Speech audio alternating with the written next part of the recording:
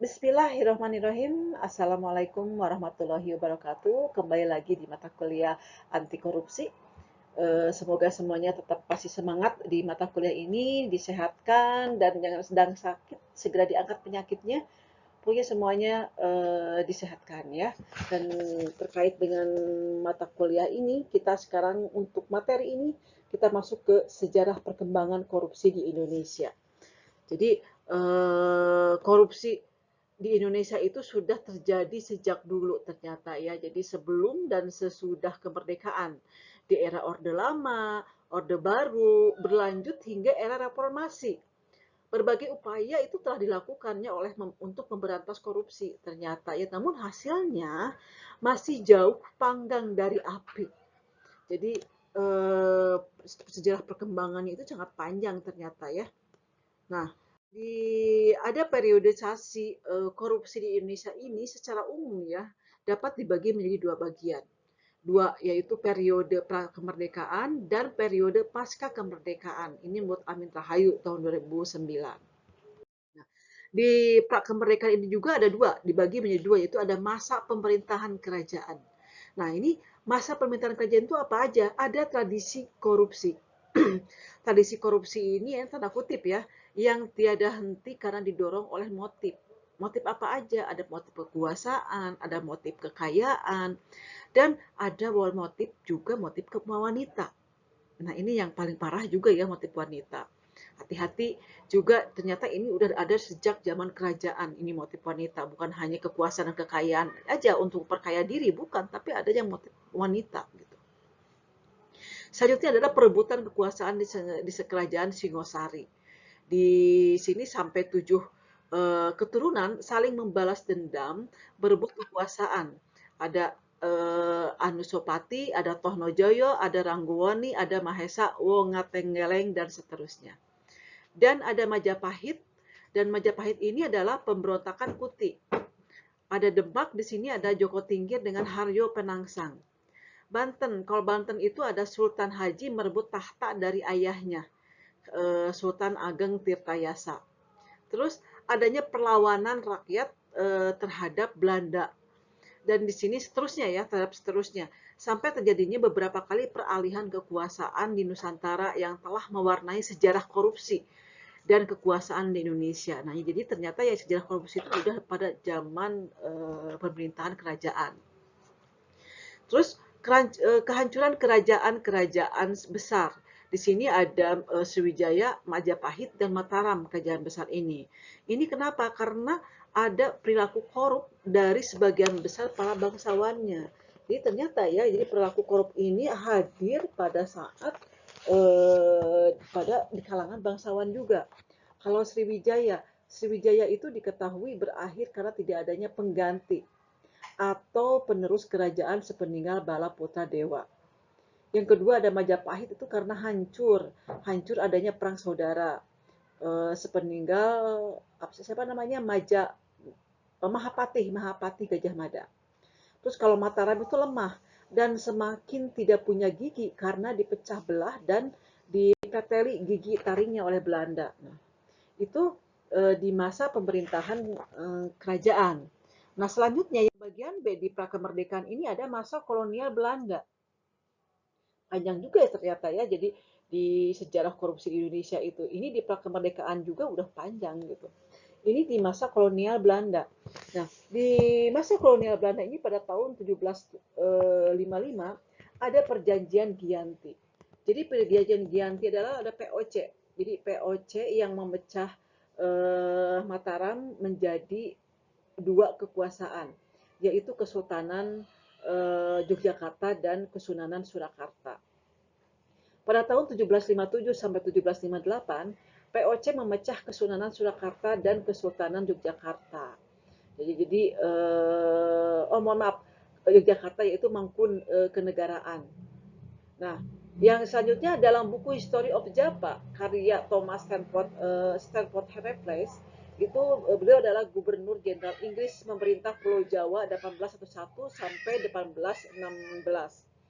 Jadi hal menarik dalam buku ini adalah pembahasan seputar karakter penduduk Jawa. Jadi penduduk Jawa digambarkan sangat nerimo, nerimo, pasrah. Kalau bahasa kita itu manut, sumohon dawuh. Nah, itu ya. Jadi tapi di pihak lain mempunyai keinginan untuk lebih dihargai oleh orang lain.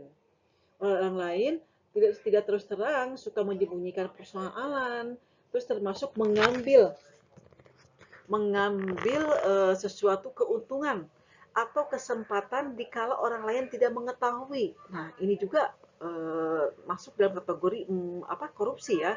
Jadi hal menarik lainnya adalah adanya bangsawan yang gemar menumpuk harta, terus memelihara sanak atau abdi dalam yang pada umumnya abdi dalam itu lebih suka mendapat atau mencari perhatian majikannya. Akibatnya, abdi dalam itu lebih suka mencari muka atau memperilaku oportunis. Nah, terus yang selanjutnya ada aspek ekonomi.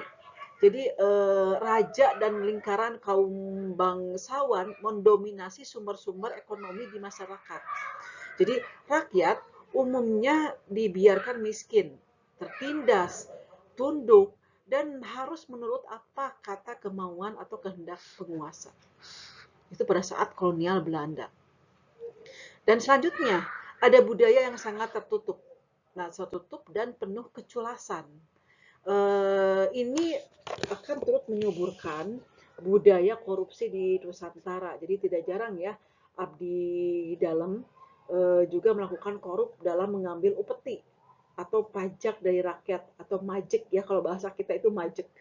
Majek dari rakyat yang akan diserahkan kepada Demang. Kalau Demang itu adalah lurah, bahasa di zaman Belanda itu ya. Selanjutnya oleh Demang akan diserahkan kepada Temanggung. Nah, jadi abdi dalam di Ketemanggungan setingkat kabupaten atau provinsi juga mengkorup harta. Harta yang akan diserahkan kepada raja atau sultan.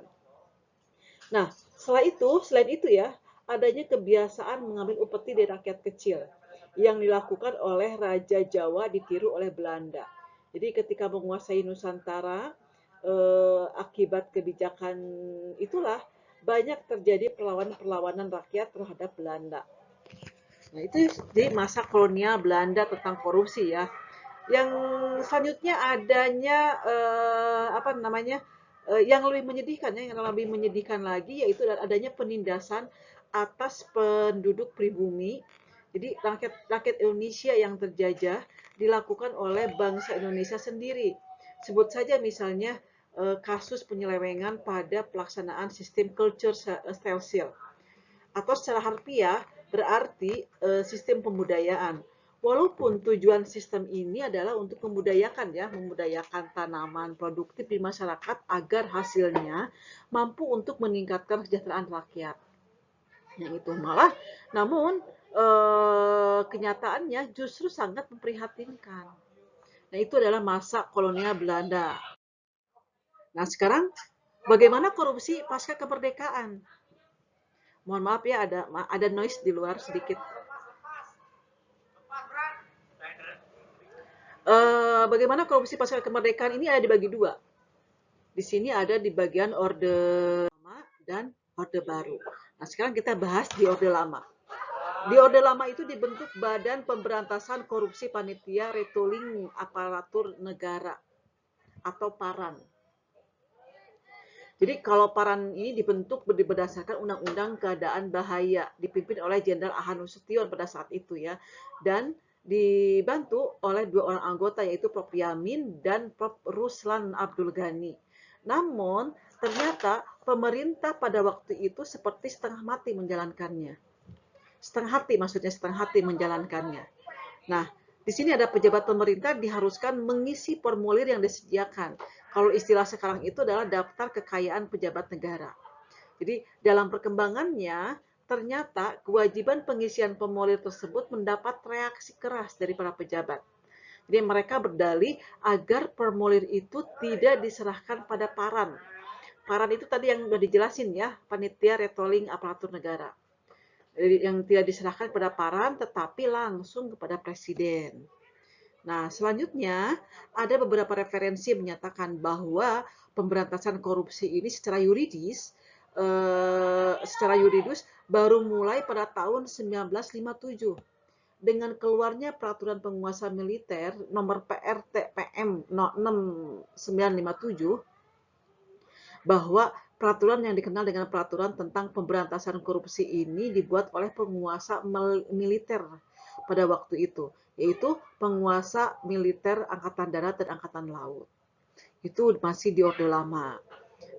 Terus pada tahun 1963 melalui keputusan Presiden tahun 275 tahun nomor 275 tahun 1963, upaya pemberantasan korupsi ini kembali digalakan oleh Jenderal Ahana Nasution. Jadi Jenderal Ahana Nasution itu pada saat itu menjabat sebagai Menko Hankam atau Kasat yang dibantu oleh Prof. Wiryono. Tugasnya yaitu meneruskan kasus-kasus korupsi yang di meja pengadilan. Jadi lembaga ini kemudian hari dikenal dengan istilah Operasi Budi. Jadi ini Operasi Budi berarti Budi ya. Sasarannya adalah perusahaan-perusahaan negara serta lembaga-lembaga negara lainnya yang dianggap rawan praktek korupsi dan kolusi. Jadi Operasi Budi ini ternyata pada akhirnya mengalami kehambatan. Nah, jadi dalam kurun waktu 3 bulan sejak Operasi Budi dijalankannya, keuangan negara dapat diselamatkan sebesar kurang lebih 11 miliar rupiah. Terus jumlahnya cukup signifikan ya untuk kurun waktu itu. Karena dianggap mengganggu prestise presiden. Akhirnya Operasi Budi diberhentikan. Dan selanjutnya pada Orde Lama itu adanya Subandrio. Subandrio itu mengumumkan pembubaran Paran. Paran itu yang tadi di atasnya tentang panitia retooling aparatur negara. Jadi mengumumkan pembubaran Aparan atau Operasi Budi kemudian diganti menjadi Kotrar, yaitu Komando Tertinggi Retooling Aparat Revolusi. Nah itu pada saat di zaman Orde Lama. Nah sekarang kita masuk ke Orde Baru. Di masa awal Orde Baru, pemerintah menerbitkan Kepres. Jadi Kepres pada nomor 28 tahun 1967 tentang pembentukan tim pemberantasan korupsi atau TPK. Jadi dalam pelaksanaannya tim tidak bisa melakukan pemberantasan korupsi secara maksimal, bahkan bisa dikatakan hampir tidak berfungsi. Jadi peraturan ini malahan muncul berbagai bentuk protes dan demonstrasi dari masyarakat. Jadi mulai tahun 1969 pada puncaknya di 1970 yang kemudian ditandai dengan dibentuknya Komisi 4 yang bertugas menganalisa permasalahan dalam birokrasi dan mengeluarkannya rekomendasi untuk mengatasinya. Dan di sini dari pertemuan-pertemuan ini adalah hasil temuannya dengan dugaan korupsi. Itu tidak direspon oleh pemerintah. Itu di masa awal Orde Baru. Nah, masih di tahun 1967 ya. Jadi ada mantan wakil presiden pertama RI Bung Hatta ini memunculkan wacana bahwa korupsi ini telah membudaya di Indonesia. Padahal lanjut Hatta, korupsi telah menjadi perilaku dari sebuah rejim baru yang dipimpin Soeharto. Padahal usia rejim ini masih begitu muda. Jadi Hatta seperti merasakan cita-cita pendiri Republik ini telah dikhianati dalam masa yang masih sangat muda. Jadi ada ahli sejarah J.J. Rizal mengungkapkan ya, Hatta saat itu merasa cita-cita negara telah dikhianati. Dan lebih parah lagi, karena korupsi ini justru seperti diberi fasilitas. Padahal menurut dia tidak ada kompromi apapun dengan korupsi. Nah, itu yang menurut Bung Hatta ya. Nah, Laksamana Sudomo diangkat sebagai Pangkotamtib. Jadi dibentuklah dibentuknya adalah adanya Opstib, yaitu operasi tertib dengan tugas antara lain memberantas korupsi. Jadi kebijakan ini hanya melahirkan sinisme di masyarakat. Jadi tak lama setelah operasi tertib ini terbentuk, suatu ketika timbul perbedaan pendapat yang cukup tajam antara Sudomo dengan Nasution. Jadi hal ini menyangkut pemilihan metode atau cara pemberantasan korupsi. Jenderal Ahana Nasution pada saat itu berpendapat apabila ingin berhasil dalam memberantas korupsi harus dimulai dari atas. Beliau juga menyarankan kepada Sudomo agar memulai dari dirinya. Jadi seiring dengan berjalannya waktu, operasi tertib pun hilang tanpa bekas sama sekali. Jadi tentunya ya, jadi kalau menurut Ahana Sution ini kepada Sudomo, jadi kembali pada diri kita sendiri untuk bagaimana berantas korupsi ini. Kembali dari atas, nah atas itu ya kembali ke individunya masing-masing seperti itu. Nah itu pada zaman Orde Baru. Nah sekarang lanjut, dan masih di Orde Baru ya. Jadi Orde Baru dibilang paling banyak mengeluarkan peraturan karena masa Orde Baru ini adalah masa yang cukup panjang.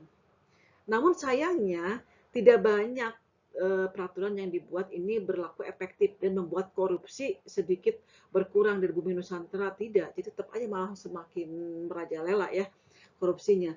Jadi menyambung pidato di hari kemerdekaan RI ya pada tahun 17 Agustus 70, pemerintahan Soeharto mengeluarkan Undang-Undang Nomor 3 Tahun 71 tentang pemberantasan tindak pidana korupsi.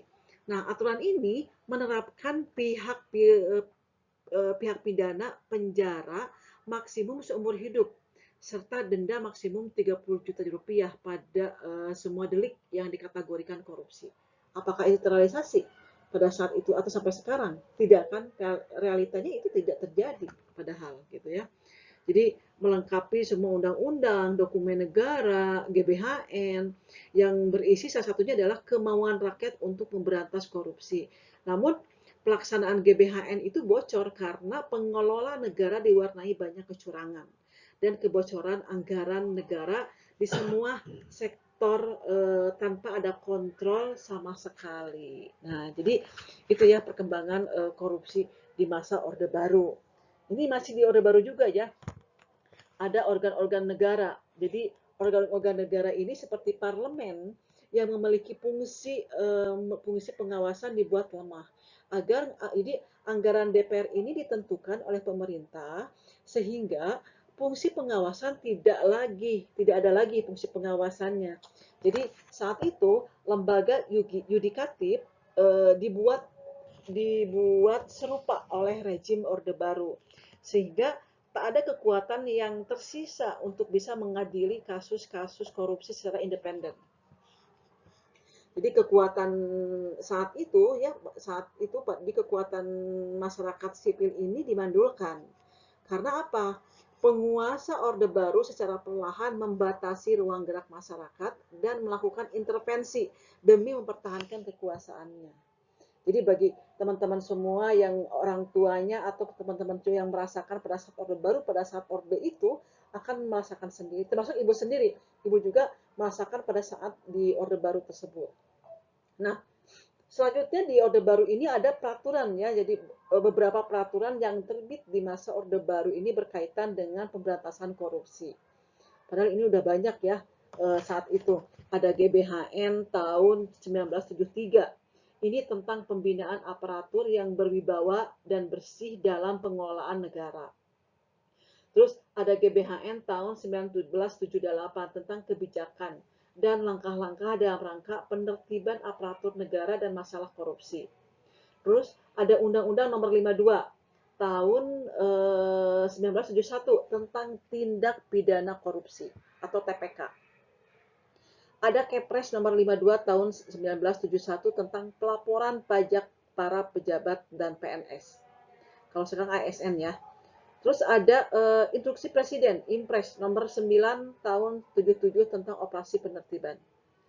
Yang nomor 6 ada Undang-Undang Nomor 11 tahun 80 tentang tindak pidana suap. Ini padahal pada saat itu kebijakan-kebijakan, aturan yang sudah dibentuk pada saat itu lumayan banyak juga ya, ada 6 poin ini. Tapi seharusnya ini harus bisa bertahan sampai pada saat di era reformasi. Apakah di reformasi masih berjalan? Kita lihat juga ya di reformasi. Kita bahas tentang perkembangan korupsi di masa reformasi. Ya, mudah-mudahan masih semangat ya. Nah, sekarang di masa reformasi. Di masa reformasi ini ada masa pemerintahan B.J. Habibie. Di masa pemerintahan B.J. Habibie ini muncul TAP MPR tentang pengelolaan negara ya, pengelolaan negara yang bersih dan bebas KKN, dan Undang-Undang Nomor 28 Tahun 99 ini tentang penyelenggaraan negara yang bersih dan bebas dari KKN. Jadi kemudian membentuk badan-badan negara untuk mendukung upaya pemberantasan korupsi. Antara lain ada Tim Gabungan Penanggulangan Tindak Pidana Korupsi dengan Peraturan Pemerintah Nomor 19 Tahun 2000. Adanya Komisi Ombudsman Nasional. Adanya Komisi Pemeriksa Kekayaan Pejabat Negara dan beberapa lainnya. Nah, pada masa itu ada beberapa catatan ya, catatan radikal yang dilakukan oleh pemerintahan Gus Dur. Salah satunya adalah mengangkat Baharudin Lopa sebagai Menteri Kehakiman yang kemudian menjadi saksi agung. Yang menjadi saksi agung, Kejaksaan Agung RI sempat melakukan langkah-langkah konkret penegakan hukum korupsi. Jadi banyak koruptor kelas kakap yang diperiksa dan dijadikan tersangka pada saat itu. Itu pada masa Gus Dur. Nah, sekarang di masa pemerintahan Presiden Megawati. Jadi kalau wibawa hukum dari pemberantasan korupsi, mohon maaf ada yang typo ya, pemberantasan korupsi ini semakin merosot, bukannya bisa mempertahankan, bisa memberantas ya, malah semakin merosot. Jadi konglomerat bermasalah bisa mengecoh aparat hukum dengan alasan berobat ke luar negeri, itu misalnya. Terus ada pemberian SP3 untuk Prayogo Pangestu. Terus apalagi ya, lolosnya Samadikun Hartono dari jeratan eksekusi putusan MA, pemberian fasilitas MSAA kepada konglomerat yang utangnya macet. Terus menjadi bukti kuat bahwa elit pemerintahan tidak serius dalam upaya pemberantas korupsi pada saat itu Megawati. Jadi masyarakat itu sudah menilai bahwa pemerintahan masih memberi perlindungan kepada para penguasa besar yang notabene memberi andil bagi kebangkrutan perekonomian nasional. Jadi pemerintah semakin lama semakin kehilangan wibawa. Itu maksudnya ya. Jadi belakangan kasus-kasus korupsi merebak pula di sejumlah DPRD di era reformasi ini. Nah, ini jadi malah semakin merebak ya reformasi ini. Nah, selanjutnya masih di masa era reformasi, di tengah kepercayaan masyarakat yang sangat rendah terhadap lembaga negara yang seharusnya mengurusi korupsi, pemerintahan Megawati kemudian membentuk Komisi Pemberantasan Tindak Pidana Korupsi atau KPTPK. Jadi pembentukan lembaga ini merupakan terobosan hukum atas mandeknya upaya pemberantasan korupsi di negara ini. Jadi ini yang kemudian menjadi cikal bakal komisi pemberantasan korupsi yaitu KPK.